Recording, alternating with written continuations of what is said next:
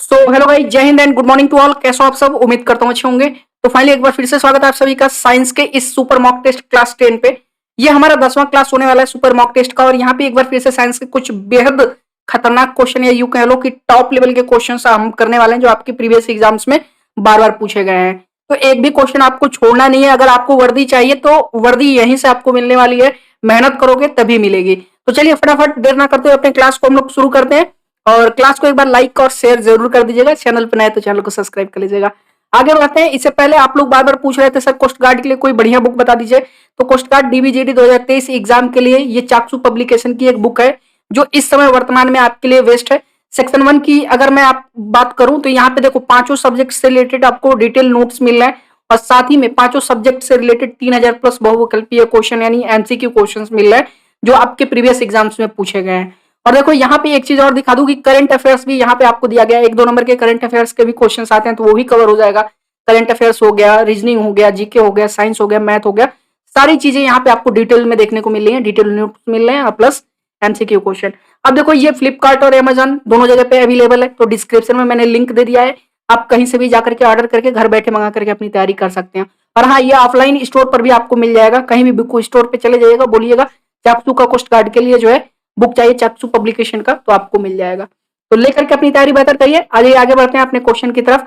अब देखो जो हमारा सबसे पहला क्वेश्चन है, ये क्वेश्चन फॉर यू है। आपको भी पता है हमारा नियम क्या है। हर क्लास में प्रीवियस क्लास में एक मैंने होमवर्क के तौर पे आपको क्वेश्चन दिया था, हर क्लास पे देता हूं। वो हम पहले करेंगे, फिर आगे बढ़ेंगे हमारे इस क्लास के क्वेश्चन के साथ में। क्वेश्चन फॉर यू ध्यान से देखिए, किसी में भी आंसर नहीं दिया था, ये आप लोगों की गलती है, आप लोग ये गलती करते हो, ठीक है। क्वेश्चन देखिए, एक हाउस यूजिंग इलेक्ट्रिकल टूल्स यहाँ पे दिया गया। इस तरह के क्वेश्चन 100% आएंगे, मैं आपसे बार बार कहता हूँ। एक क्वेश्चन इलेक्ट्रिसिटी वाले चैप्टर से संबंधित इस तरह का न्यूमेरिकल टाइप में 100% आएगा। तो सॉल्व कीजिए, तैयारी कीजिए। देखो कह रहा है मेरे साथ सॉल्व करके बताओ आंसर क्या होगा। A house using electrical tools are listed following table पे दिया गया। How much electrical energy is used for, एक महीने में किलोवाट आवर में आपको बताना है कितनी एनर्जी यूज हुई, ठीक है। देखो एक घर में लैंप जलता है, लैंप 10 वाट का है, ठीक है, 4 है, 10 घंटे डेली जलता है, मतलब कितना हो गया 400 वाट, ठीक है। अब देखो एक टीवी है 100 वाट का, ठीक है, 10 घंटे डेली चलता है, मतलब कितना हो गया 100 10 से 1000 वाट, ठीक है। उसके बाद कपड़ा प्रेस करने वाला वो है आयरन मशीन है, ठीक है, मतलब आयरन है, सॉरी मशीन कह रहा हूं, आयरन है, ठीक है। तो 300 वाट का है, एक है, 2 घंटे डेली चलता है, मतलब 600 वाट। टोटल कैलकुलेट करोगे तो 6 4 10 और 1000 ये, यानी 2000 वाट जो है डेली का यहाँ पे क्या है, इस घर में बिजली की यूज है। अब हमको 30 दिन का निकालना है, वो भी केडब्ल्यूएच में, किलोवाट आवर में, ठीक है। तो 2000 गुणे 30 करो, मतलब 30 दिन में कितना किलोवाट में हम लोग यूज कर रहे हैं, तो नियर अबाउट ये कितना हो जाएगा 60,000 हो जाएगा, ठीक है।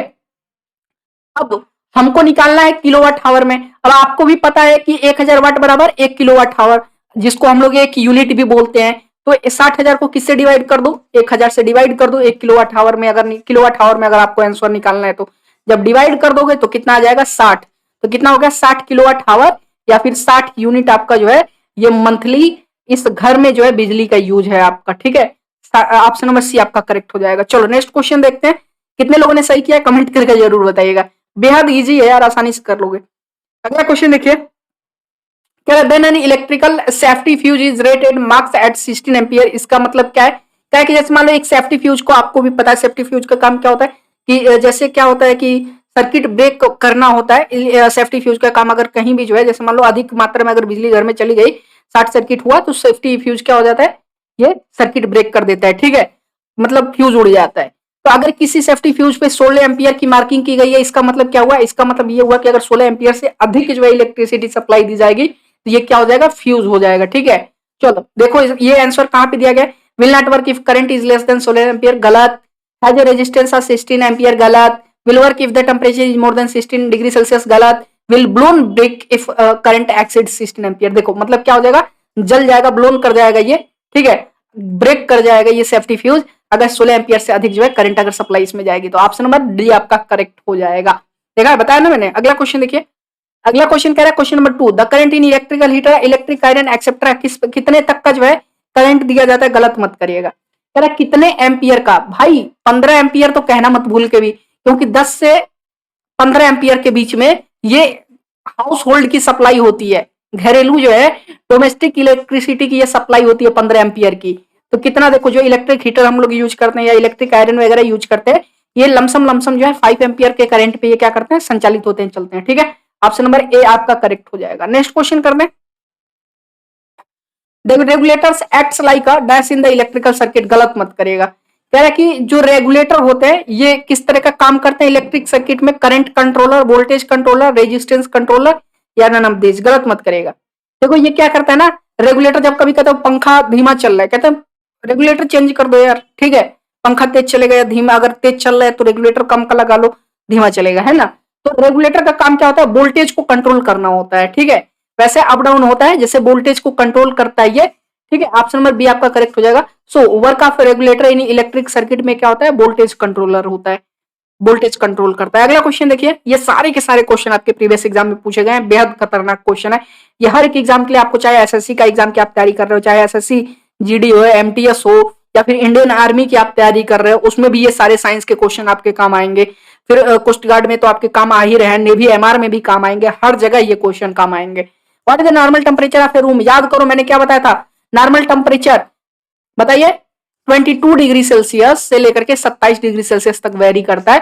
तो नॉर्मल रूम टेम्परेचर मैक्सिमम पे 27 डिग्री सेल्सियस। ठीक है, तो नॉर्मल रूम टेम्परेचर देखो 22 डिग्री सेल्सियस से लेकर के कितने तक वेरी करता है, 27 डिग्री सेल्सियस। तो यहाँ पे सही आंसर क्या हो जाएगा, 27 डिग्री सेल्सियस मैक्सिमम में देखा जाता है। ठीक है, मिनिमम नहीं देखा जाता है, हमेशा क्या देखा जाता है, मैक्सिमम में देखा जाता है। ऑप्शन नंबर डी आपका करेक्ट हो जाएगा। Next question, absolute temperature, absolute zero temperature याद करो, केल्विन वाला, जिन्होंने केल्विन स्केल दिया था उन्हीं के नाम पे तो ये इन्होंने लोएस्ट लोअर मोस्ट टेम्परेचर बताया था, जिसको एब्सोल्यूट जीरो टेम्परेचर बोलते हैं, उन्हीं के नाम पे केल्विन स्केल पड़ा था।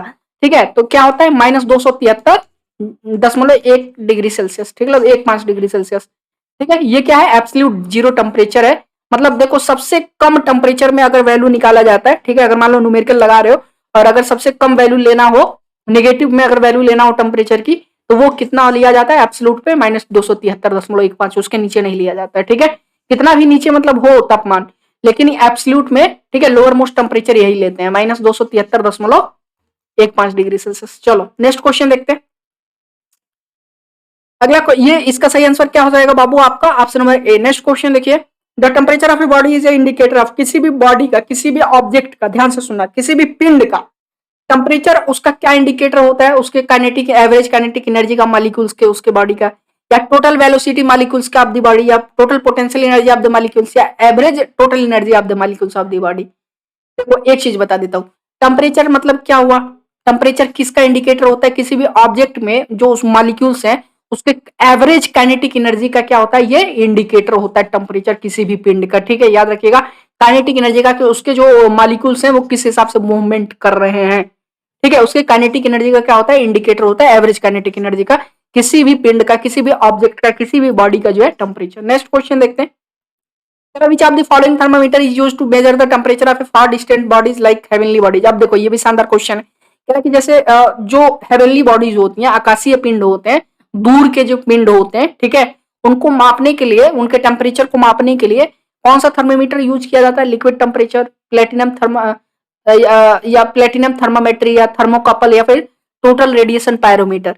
क्या होता है नाम सुनते ही दिमाग में घंटी बजी, मतलब सही आंसर है, एग्जाम में पूछा गया। ठीक है, अभी पिछली बार ये क्वेश्चन था कोस्ट गार्ड में आपका, टोटल रेडिएशन पायरोमीटर। याद रखिएगा, ये हेवनली बॉडीज जितनी भी दूर के आकाशीय पिंड है आपके, या फिर जो है दूर के कोई पिंड है, कुछ भी है, उनके टेम्परेचर को मेजर करने के लिए हमेशा याद रखिएगा टोटल रेडिएशन पायरोमीटर का इस्तेमाल किया जाता है।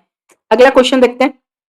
अगला क्वेश्चन कह रहा है रेडिएशन पैरामीटर, देखो फिर वही क्वेश्चन आ गया रेडिएशन पैरामीटर से संबंधित, works only for the bodies whose temperature are. कह रहा है कि सिर्फ ये उन्हीं बॉडीज का, सिर्फ उन्हीं आकाशीय पिंड या फिर जो है जो भी पिंड है आकाशीय पिंड जो दूर के हैं, सिर्फ उन्हीं का टेम्परेचर मेजर करता है जिनका टेम्परेचर कितने डिग्री से ऊपर हो, 800 डिग्री सेल्सियस से 1000 डिग्री सेल्सियस, या 800 डिग्री सेल्सियस से ऊपर वाले जो है बॉडीज का, या 800 डिग्री सेल्सियस से कम वाले का, या नन ऑफ द अबव। देखो मैं आपको बता देता हूँ, ये जो रेडिएशन पैरामीटर होता है, ये 800 डिग्री सेल्सियस से ऊपर वाले जितने भी बॉडीज होती हैं, हेवनली बॉडीज हैं, सिर्फ उन्हीं का क्या है, ये टेम्परेचर मेजर कर पाता है। ठीक है, याद रखिएगा, ऑप्शन नंबर बी आपका करेक्ट होगा। नेक्स्ट क्वेश्चन करते हैं, the acid use to remove rust. याद करो यार, एग्जाम में पूछा गया, बार बार पूछा जाता है, तो कौन सा एसिड यूज किया जाता है रस्ट हटाने के लिए, गलत नहीं होना चाहिए, दैट इज ऑक्जेलिक एसिड का इस्तेमाल किया जाता है। जंग वगैरह लगने पर, अगर मान लो कपड़े उपड़े पे कहीं जंग लग गई, उसको हटाने के लिए ऑक्जेलिक एसिड का इस्तेमाल होता है। अगला question, the substance most commonly used as a food preservative is, कह रहा है कि इनमें से किसका जो है, याद करो, फिर से गलत नहीं होना चाहिए। फूड प्रिजर्वेशन में जैसे पिकल्स वगैरह याद करो, फूड मतलब लंबे समय तक जो है खाद्य पदार्थ को जो है स्वार्थिक रूप में लाने के लिए, पदार्थ को मतलब वो रखा जाता है प्रिजर्व करके रखने के लिए, किसका जो है स्वार्थिक उपयोग किया जाता है, किस चीज का, याद करो यार, benzoic acid, sodium benzoate, sodium salt, कुछ भी हो, ठीक है ना। तो बार बार बताने की जरूरत है नहीं। इसका भी आचार में भी जैसे आचार वगैरह जो पिकल्स वगैरह होते हैं उनको लंबे समय तक प्रिजर्व करने के लिए रखा जाता है ना। तो ऐसे ही जितने भी हमारे खाद्य पदार्थ खासकर होते हैं जो खराब होने वाले ना हो, तो उनको लंबे समय तक और लंबे समय तक जो है प्रिजर्व करके रखने के लिए किसका इस्तेमाल होता है, बेंजोइक एसिड या सोडियम बेंजोएट या सोडियम साल्ट बोल सकते हो, ठीक है। Next question, carbonated beverages such as soft drink, soda water, देखो जितने भी कार्बोनेटेड मतलब कार्बन वाले यार, अब क्या इसमें क्या मैं बताऊं, है ना। जब कार्बन का नाम आ गया तो आसानी से कर लोगे। जितने भी कार्बोनेटेड बेवरेजेस होते हैं, ठीक है, जैसे सॉफ्ट ड्रिंक्स हो गए या सोडा वाटर हो गए, इसमें खासकर क्या मतलब मेनली इनके कॉन्टेंट्स क्या होते हैं, carbon dioxide, calcium carbonate, calcium hydroxide या पोटेशियम कार्बोनेट, क्या होते हैं, अरे कार्बन डाइऑक्साइड होते हैं, H2O होते हैं। क्या होगा, H2O पानी हो गया, और ये क्या होता है, CO2 हो गया, ठीक है, याद रखिएगा। H2O तो पानी हो गया, H2O नहीं होता है, ठीक है, क्या होता है, CO2 कार्बन डाइऑक्साइड होता है, ठीक है, याद रहेगा। सो याद रखिएगा, जितने भी कार्बोनेटेड बेवरेजेस होते हैं, चाहे वो सोडा सॉफ्ट ड्रिंक्स हो गए, सोडा वाटर हो गए, सब में सब ये सब के सब जो है कार्बन डाइऑक्साइड मेनली कंटेंस करते हैं। नेक्स्ट क्वेश्चन आ जाओ, देखो कार्बन डाइऑक्साइड होगा, अब पानी होगा, और जो है चीनी होगा, बस यही होगा, और क्या होगा, है ना। चलो नेक्स्ट क्वेश्चन करते हैं, और थोड़ा बहुत केमिकल सब्सटेंस भी ऐड हो जाता है। The chemical substance present in bones, हमारी हड्डियों, और देखो ये शानदार क्वेश्चन है, हमारे दांत और हड्डियां किससे मिलकर बनी है, कौन से केमिकल सब्सटेंस पाए जाते हैं, calcium phosphate, calcium chloride, calcium sulphate या कैल्शियम बोरेट, गलत मत करिएगा। So that is calcium phosphate, ठीक है। हमारी हड्डियां और दांत जो है, हमारे टीथ जो है इतने मजबूत क्यों है भाई, दांत इतने जो है हार्ड क्यों होते हैं, that because they are made of calcium phosphate, ठीक है। ऑप्शन नंबर ए आपका करेक्ट हो जाएगा। Next question, what would happen if human blood becomes acidic, ये शानदार क्वेश्चन है, जबरदस्त क्वेश्चन है। कह रहा है कि देखो कि अगर पूछ रहा है कि क्या होगा अगर ह्यूमन बॉडी का जो ब्लड है, हमारे शरीर का जो खून है, अगर उसकी पीएच वैल्यू नीचे गिर जाए, मतलब एसिडिक हो जाए, तो ऑक्सीजन कैरिंग कैपेसिटी हेमोग्लोबिन का जो है क्या हो जाएगा, डिक्रीज हो जाएगा, या ऑक्सीजन कैरिंग कैपेसिटी हेमोग्लोबिन का बढ़ जाएगा, या आरबीसी काउंट इंक्रीज हो जाएगा, या आरबीसी काउंट डिक्रीज हो जाएगा, गलत मत करिएगा। अच्छा एक फैक्ट मैं बताता हूं आपको, अभी ये क्वेश्चन आप आसानी से कर लोगे अगर ऐसा कुछ क्वेश्चन आएगा, क्योंकि इससे रिलेटेड मैंने क्वेश्चन पहले भी करवाया था। देखो ऑक्सीजन कैरिंग कैपेसिटी हेमोग्लोबिन की कम होगी, क्यों कम होगी, क्योंकि मैंने एक आपको क्वेश्चन करवाया हुआ था, याद करिए, कि कार्बन मोनोऑक्साइड, ठीक है, कार्बन मोनोऑक्साइड का मैंने क्वेश्चन करवाया हुआ था कि कार्बन मोनोऑक्साइड क्या है भाई, जाहिर सी बात है भाई, वो एसिटिक होगा ना आपका, है ना। तो कार्बन मोनोऑक्साइड क्या है, एक ऐसा एयर पोल्यूशन फैलाता है जो क्या करता है, हमारा ऑक्सीजन कैरिंग कैपेसिटी ब्लड के अंदर हेमोग्लोबिन का क्या करता है, डिक्रीज करता है ना। ऑक्सीजन कैरिंग कैपेसिटी ब्लड की क्या होती है, कम हो जाती है, मतलब हेमोग्लोबिन की संख्या क्या हो जाती है, कम हो जाती है, इसकी मतलब कैपेसिटी कम हो जाती है ऑक्सीजन कैरी करने का, है ना। तो मतलब हमें सांस की प्रॉब्लम होती है, और बाद में फिर क्या हो जाता है, आदमी का देहांत हो जाता है। तो याद करो फिर एसिटिक हुआ, मतलब अगर कार्बन मोनोऑक्साइड की वो बढ़ी, है ना, तो एक कारण तो ये भी आपका हो सकता है ना। तो वही चीज याद रखिएगा, अगर लो पीएच हुआ, मतलब लो पीएच होने का मतलब एसिटिक हुआ अगर आपका ब्लड, तो इसका मतलब ऑक्सीजन कैरिंग कैपेसिटी ब्लड की कम हो जाएगी, हेमोग्लोबिन ऑक्सीजन सही मात्रा में कैरी नहीं कर पाएगा। नेक्स्ट क्वेश्चन आ जाओ, ऑप्शन नंबर ए आपका करेक्ट याद रखिएगा। नेक्स्ट क्वेश्चन करता है, which block of the periodic table contains maximum number of metals, गलत मत करिएगा, ये भी शानदार क्वेश्चन है। कह रहा है कि इनमें से ये सब के सब आपके पीरियोडिक टेबल के ब्लॉक्स हैं, S block, P block, D block, F block, तो किसमें जो है सबसे अधिक नंबर ऑफ मेटल्स किस ब्लॉक में, गलत मत करना। So that is option number C होगा, सॉरी टी कह रहा हूं, सी होगा, ठीक है। डी ब्लॉक में मैक्सिमम नंबर ऑफ क्या है, मेटल्स अवेलेबल है, ठीक है, याद रखिएगा पीरियोडिक टेबल का option number C. Next question, the velocity of sound in air under normal conditions में आपको बताना है, नॉर्मल कंडीशंस में बताना है, गलत नहीं होना चाहिए। Velocity of sound in air, हवा में जो है साउंड वेलोसिटी कितनी होती है, ठीक है, वेलोसिटी ऑफ साउंड कितनी होती है, नॉर्मल कंडीशंस में पूछ रहा है, गलत मत करिएगा। क्या होगा, गलत नहीं होना चाहिए। देखो ये 342 जो है ना, काफी काफी लोग कहेंगे सर 331 332 होता है ना, नॉर्मल कंडीशंस में, ये वाले कंडीशंस क्या होंगे, देखो ये थोड़ा सा आंसर इस पे ये गलत दिया हुआ है, इस पे थोड़ा सा मैं आपको समझाने की कोशिश करता हूँ। होता क्या है कि ये ड्राई कंडीशंस में, ये नॉर्मल कंडीशंस में नहीं, जब एयर ड्राई होता है, जब ड्राई एयर कंडीशंस में क्या होता है, वेलोसिटी ऑफ साउंड क्या होता है, बढ़ जाता है, 343 मीटर पर सेकंड हो जाता है, ठीक है। और नॉर्मल कंडीशंस में अगर पूछता है तो याद रखिएगा 331 32 जो है, जो भी आंसर में होगा, ठीक है, 331 ही नॉर्मल बोलते हैं, 331 मीटर पर सेकंड होता है, ठीक है, याद रहेगा। ऑप्शन नंबर सी उसके अकॉर्डिंग आपका करेक्ट होगा, लेकिन ये ड्राई एयर के लिए है, नॉर्मल कंडीशन में 331। नेक्स्ट क्वेश्चन करते हैं, how many noise is produce when man breath, ये भी शानदार क्वेश्चन है। कह रहा है कि जब हम लोग सांस लेते हैं, ठीक है, तो कितने डेसिबल का नॉइज प्रोड्यूस होता है, 35 डेसिबल, 0.1 डेसिबल, 0.5 डेसिबल, 10 डेसिबल। गलत मत करना, गलत मत करेगा।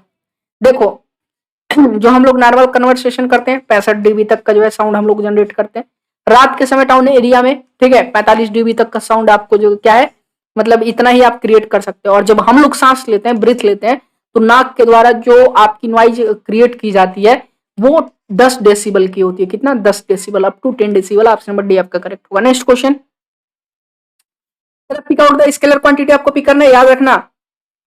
कुछ याद आ रहा है आपको? स्केलर क्वांटिटी में सिर्फ क्या होगा बताइए? मैग्नीट्यूड एंड डायरेक्शन होता है वेक्टर में, और इसमें क्या होगा? सिर्फ मैग्नीट्यूड होगा ना। तो scalar quantity force, pressure, velocity, acceleration, गलत नहीं करना है, बताइए। प्रेशर में, ठीक है, प्रेशर में डायरेक्शन थोड़ी दिखाया जाता है भाई, है ना। मैग्नीट्यूड एंड डायरेक्शन, वेलोसिटी आपकी वेक्टर क्वांटिटी होती है ना। और प्रेशर में क्या होता है, ये थोड़ी देखा जाता है कि अगर प्रेशर लगा रहे हो, सिर्फ ये देखा जाता है कि क्वांटिटी कितनी है ना। ये थोड़ी देखा जाता है कि प्रेशर किस डायरेक्शन में लग रहा है। तो ऑप्शन नंबर बी आपका करेक्ट हो जाएगा। स्केलर क्वांटिटी क्या है? प्रेशर है। बाकी के सब क्या है? फोर्स, वेलोसिटी, एक्सीलरेशन, ये सब के सब वेक्टर क्वांटिटी है। अगला question, the ozone layer is being destroyed by chlorofluorocarbon, CFC याद करो, ठीक है। तो क्लोरोफ्लोरोकार्बन के द्वारा क्या है, हमारे ओजोन लेयर को डिस्ट्रॉय किया जा रहा है। In this regard what do you consider as the most harmful, इसमें सबसे हार्मफुल क्या होता है? क्लोरोफ्लोरोकार्बन, याद रखो। इसमें देखो कई कितने कार्बन है, क्लोरीन, फ्लोरीन और कार्बन, ठीक है। सीएल भी है, ठीक है, क्लोरीन है, फ्लोरीन भी है और कार्बन भी है। तीन तरह के जो है इसमें क्या है, आपके एटम्स मौजूद हैं। तो इनमें से सबसे जो है खतरनाक, सबसे हार्मफुल जो है, आप किसको मानते हो सीएफसी में? कौन सा होता है? कार्बन एटम, क्लोरीन, फ्लोरीन, या पूरा इंटायर कंपाउंड है? क्या होता है? देखो इनमें से जो क्लोरीन वाला एटम है ना भाई, वो हमारे ओजोन लेयर के लिए सबसे हार्मफुल है, ठीक है, याद रखिएगा। क्लोरीन एटम जो है आपका, ठीक है, सीएफसी में क्लोरीन, फ्लोरीन और कार्बन है आपका, क्लोरोफ्लोरोकार्बन बोलते हैं। इसमें क्लोरीन वाला एटम सबसे जो है क्या है, हार्मफुल है हमारे ओजोन लेयर के लिए। इंपॉर्टेंट क्वेश्चन है, याद रखिएगा। कि fathometer use to measure, fathometer से क्या मेजर करते हैं? गलत नहीं होना चाहिए, फटाफट बताइए। सो फेदोमीटर से अर्थक्वेक, रेनफॉल, ओशन डेप्थ या साउंड इंटेंसिटी क्या मेजर किया जाता है? That is ocean depth. Fathometer is use to measure ocean depth, समुद्र की गहराई या महासागर की गहराई मेजर करते हैं। अगला क्वेश्चन, एलपीजी कंसिस्ट ऑफ, अरे बार बार बता चुका हूं भाई, बार बार थोड़ी बताना पड़ेगा। एलपीजी में क्या होता है? मीथेन होगा ही होगा, है ना, मीथेन होगा ही होगा। आगे बुटेन एंड प्रोपेन होगा। बुटेन प्रोपेन मैंने ऑलरेडी पहले आपको बताया भी है, इसमें मीथेन के भी कंटेंट्स होते हैं, ठीक है। ऑप्शन नंबर डी आपका करेक्ट हो जाएगा। So LPG contents methane, butane और प्रोपेन, ठीक है, याद रहेगा। अगला question, one should not connect number of electrical appliances to the same power circuit because, शानदार क्वेश्चन है। कह रहा है कि सेम पावर सर्किट में हमको ढेर सारे, मान लो एक पावर सर्किट है, इसमें 4-5 तरह के पॉइंट आपके दिए गए हैं, ठीक है। अब हर एक पॉइंट में आप 10, मान लो 5 दिए हैं, तो पांचों में एक बार से एक साथ नहीं अप्लायंसेस नहीं ऐड करने चाहिए। ऐसा क्यों होता है? This can damage the appliance due to overloading की वजह से अप्लायंसेस जो है डैमेज हो सकते हैं। या this can damage the domestic wiring, जो है ओवरलोडिंग की वजह से आपकी क्या हो सकती है, पूरी जो वायरिंग है वो जल सकती है। This can damage electrical meter को डैमेज कर सकता है, या appliance will not get full voltage नहीं मिलेगा। सही आंसर क्या हो जाएगा? दैट विल, देखो ओवरलोडिंग जब होगी, ठीक है, सेम पावर सर्किट में ढेर सारे अप्लायंसेस नहीं लगाने चाहिए, क्योंकि जब ओवरलोडिंग होगी तो क्या हो जाएगा, घर का हमारा जो वायरिंग है वो डैमेज हो सकता है, ठीक है, याद रखिएगा। Next question, which one of the following gases is not a noble gas, शानदार क्वेश्चन है। जेनॉन, आर्गन, हीलियम, क्लोरीन, इनमें से कौन सा जो है नोबल गैस नहीं है? मटम 18th ग्रुप का याद करो, ठीक है, जिसको जीरो ग्रुप भी बोलते हैं। सो बताइए, फटाफट बताइए। क्लोरीन नहीं है भाई, नोबल गैस नहीं है क्लोरीन, ठीक है, याद रखिएगा। क्लोरीन आपका जो है इसके आउटर सेल में क्या होते हैं, बताइए इसके आउटर सेल में क्या होते हैं, गलत मत करेगा, इसके आउटर सेल में गलत मत करेगा, बताइए इसके आउटर सेल में आपके निगेटिव वाले आपके होते हैं ना, है ना, निगेटिव एटम्स होते हैं इसके आउटर सेल में, ठीक है। याद रखिएगा ये कंप्लीट नहीं होता है इसका सेल, ठीक है, फुली वो नहीं होता, भरा नहीं होता है। तो याद रखिएगा ये नोबेल गैस नहीं है क्लोरीन, आपका ऑप्शन नंबर डी आपका करेक्ट हो जाएगा। Next question, chocolates can bad for health because of high content सब। देखो चॉकलेट्स जो है अगर अधिक मात्रा में खाया जाए तो ये हमारे शरीर के लिए क्या है, हमारे स्वास्थ्य के लिए सॉरी हानिकारक हो सकते हैं, क्योंकि इसमें अधिक मात्रा में क्या होता है, कोबाल्ट निकल जिंक या लेड क्या होता है, दैट इज निकल होता है, ठीक है, याद रहेगा निकल इसमें अधिक मात्रा में होता है, ठीक है, याद रखिएगा चॉकलेट्स में, जिसके लिए अगर अधिक मात्रा में खाया जाए तो ये हमारे शरीर के लिए हमारे स्वास्थ्य के लिए हानिकारक हो सकते हैं। अगला क्वेश्चन, मोनाजाइट किसका हो रहा है, फिर से मैं बार बार कहता हूँ मोनाजाइट होता है क्या, ऐसा क्या होता है, ये रॉ मटेरियल होता है जिससे जो है कोई भी मेटल प्राप्त किया जाता है या एलिमेंट प्राप्त किया जाता है बाद में रिफाइनिंग करके, ठीक है। Titanium, zirconium sorry, iron, thorium. तो मोनाजाइट ये किसका हो रहा है, गलत नहीं होना चाहिए, डेट इज ऑफ थोरियम का, याद रहेगा मोनाजाइट जो है थोरियम का जो है आपका क्या है, एसेक है, और है। अगला question, bell metal is an alloy. फिर बेल मेटल जो है देखो जो घंटी जैसे स्कूल वगैरह में जो घंटी बजाई जाती है, बेल मेटल जो बनता है जिससे बेल बनाया जाता है वो क्या हो, मिश्र धातु होता है, कोई एक मेटल नहीं होता है, ठीक है, याद रखिएगा। और यही तो प्रॉपर्टीज होती है, ठीक है, ये मेटल्स की प्रॉपर्टीज होती है कि वो सोनरस होते हैं, आवाज पैदा करते हैं अच्छा खासा अगर आपस में टकराया जाए तो इसीलिए बेल मेटल बनाना आसान होता है। तो बेल मेटल क्या होता है, मिश्र धातु होता है, याद रखिएगा किस चीज का, निकल कॉपर, जिंक कॉपर, ब्रास निकल या टिन एंड कॉपर, किसका होता है, that is tin and copper का, याद रहेगा ऑप्शन नंबर डी आपका करेक्ट होगा। टिन एंड कॉपर का जो है क्या होता है, ये बेल मेटल जो है मिश्र धातु होते हैं। परसेंटेज याद कर लो, एग्जाम में पूछता है कॉपर का, कॉपर 78% होता है, ठीक है, और टिन कितना होता है, 22% होता है, याद रहेगा। चलो नेक्स्ट क्वेश्चन करते हैं, the type of glass used in making lenses and prism. ये शानदार क्वेश्चन है, कह रहा है कि प्रिज्म वगैरह और लेंस वगैरह बनाने में किस तरह के ग्लास का इस्तेमाल किया जाता है, Jena glass, soft glass, Pyrex glass या फ्लिंट ग्लास। एग्जाम में पूछा गया, गलत किए तो बहुत मारूंगा। फ्लिंट ग्लास का भी पिछली बार पूछा गया, कोस्ट गार्ड का अभी जो एग्जाम हुआ है आपका नवंबर में ना, नवंबर में ये क्वेश्चन आया हुआ था, इसीलिए कहता हूँ 10 में 10 की मैं गारंटी देता हूँ, उसकी चिंता मत करो, बस महापीडीएफ 2.0 पढ़ लो और जो यहाँ क्लास में करा रहा हूँ वो कर लो, ठीक है, बाकी कुछ भी पढ़ने की जरूरत नहीं है। तो फ्लिंट ग्लास, और कल से, हाँ कल से मैं जीके भी कराऊंगा साइंस में, कल से जीके भी क्वेश्चन आपको देखने को मिलेंगे साइंस के अंदर ही, साइंस के क्वेश्चन अब 15 हो जाएंगे और 15 जीके कराया करूंगा डेली, ठीक है। तो याद रखिएगा फ्लिंट ग्लास जो है, फ्लिंट ग्लास से क्या है, लेंसेज और प्रिज्म बनते हैं। अगला क्वेश्चन देखिए, अगला क्वेश्चन क्या कह रहा है, कह रहा है कि नॉन स्टिक कुकिंग यूटेंसिल्स जो होते हैं वो किसके साथ कोट किए गए रहते हैं, टेफलॉन, पीवीसी, ब्लैक पेंट। देखो नॉन स्टिकी मतलब जैसे खाना पकाने वाले जो बर्तन होते हैं जो चिपकते नहीं है, तेल वगैरह नहीं चिपकता, नॉन स्टिकी आजकल जो है कुकिंग यूटेंसिल्स हर कोई इस्तेमाल कर रहा है, तो वो उसकी कोटिंग किससे होती है, टेफलॉन से होती है, ठीक है, याद रखिएगा किससे होती है उसकी कोटिंग, टेफलॉन से। एग्जाम में पूछा गया था पिछली बार भी। Which one of the following has least penetration power, सबसे कम पेनिट्रेशन पावर किसका होता है, सबका सेम होता है, या फिर बेटा पार्टिकल, अल्फा पार्टिकल या गामा रेज, गलत मत करिएगा, याद कर लीजिए सबसे कम जो है पेनिट्रेशन पावर अल्फा पार्टिकल्स का होता है, किसका होता है, अल्फा पार्टिकल्स का पेनिट्रेशन पावर सबसे कम होता है, याद रखिएगा। Next question, the number of chromosome in human body, ये भी संदर्भ क्वेश्चन है, कह रहा है कि आदमी में, देखो ये क्वेश्चन मैं बार बार आपको करा चुका हूं, ठीक है, हालांकि सेक्स वाला जो है ना कि मतलब सेक्स रेशियो वाला, मैं रेशियो कह रहा हूँ, सेक्स कंडीशन वाला कि लड़का होगा कि लड़की, ये मैं आपको एक बार दोबारा मैं बाद में समझा दूंगा, ठीक है, क्लास लंबी हो गई है इसमें नहीं बताऊंगा, लेकिन फिर भी मैं आपको बता दूं इसमें 22 पेयर्स जो है नॉर्मल क्रोमोजोन्स होते हैं, नॉर्मल ह्यूमन बॉडी क्रोमोजोन्स होते हैं, और 23rd पेयर सेक्स क्रोमोजोन होता है। तो टोटल अगर तुम देखो, ठीक है, तो कितना होगा बताइए, 46 हो गया, 24 या जो है, तो ये पेयर में होते हैं 22, ठीक है, और जब इसको दुगुना करोगे सिंगल क्रोमोजोन में अगर जोड़ोगे तो कितना हो जाएगा, सेक्स क्रोमोजोन्स को लेकर के 46 हो जाएगा ना, मतलब 23 और 23 कितना हो गया, एक मिनट रुक जाओ, बैक ऑफ, ये तो नॉर्मल बॉडी नॉर्मल ह्यूमन क्रोमोजोन्स हो गए पेयर में, और एक आपका सेक्स वाला भी जोड़ना पड़ेगा आपको, सेक्स क्रोमोजोन वाला, कितना हो जाएगा 46 हो जाएगा, ठीक है, 23 that is 46, option number C आपका करेक्ट हो जाएगा। अगला क्वेश्चन, कि विटामिन ए इज कॉल्ड, ये भी शानदार क्वेश्चन है, विटामिन ए को किस नाम से जानते हैं, स्कॉर्बिक एसिड, रेटिनॉल, कैल्सीफिरॉल या टोकोफिरॉल, शानदार क्वेश्चन है, गलत मत करना, रेटिनॉल के नाम से जानते हैं। विटामिन ए को क्या बोलते हैं बाबू, रेटिनॉल बोलते हैं, याद रहेगा। अगला क्वेश्चन, सारे के सारे क्वेश्चन बेस्ट मतलब मोस्ट इंपॉर्टेंट था आपके एग्जाम के लिए, और एक भी क्वेश्चन उम्मीद करता हूं आपने छोड़ा नहीं होगा। अंतिम क्वेश्चन देखते हैं जो क्वेश्चन फॉर यू है, ये आपको करना है, ठीक है। मैं नहीं बताऊंगा, कल मैं देखूंगा कितने लोग सही किया है, कल मैं इसका आंसर आपको बताऊंगा। The sun is visible a little more before the actual sunrise because of the one of the following. कह रहा है कि जब देखना होता क्या है कि जब सूर्य उदय होने वाला होता है तो एक्चुअल में जब सनराइज नहीं हुआ होता है उससे पहले ही क्या हो जाता है, सन थोड़ा सा हमें विजिबल हो जाता है, दिखाई देने लगता है। ऐसा क्यों होता है? एटमॉस्फेरिक रिफ्लेक्शन होता है, एटमॉस्फेरिक डिफ्रेक्शन होता है, एटमॉस्फेरिक डिस्पर्सन होता है या एटमॉस्फेरिक रिफ्रेक्शन होता है। गलत मत करेगा, जो सही आंसर होगा सभी लोग कमेंट करके बताइएगा। वायुमंडलीय परिवर्तन, वायुमंडलीय विवर्तन, वायुमंडलीय फैलाव या वायुमंडलीय अपरिवर्तन होता है। और फाइनली उम्मीद करता हूँ क्लास पसंद आया होगा, क्लास कैसा लगा कमेंट करके जरूर बताइएगा। और हाँ, क्लास को लाइक और शेयर करना मत भूलिएगा। और चैनल पर नए तो चैनल को सब्सक्राइब कर लो, क्योंकि 10 में 10 साइंस में आपको दिलाने वाला हूँ और 5 में 5 जीके में दिलाने वाला हूँ। तो चलिए फिर मिलते हैं एक नए वीडियो में, तब तक के लिए आप सभी को बहुत सारे प्यार, बाय।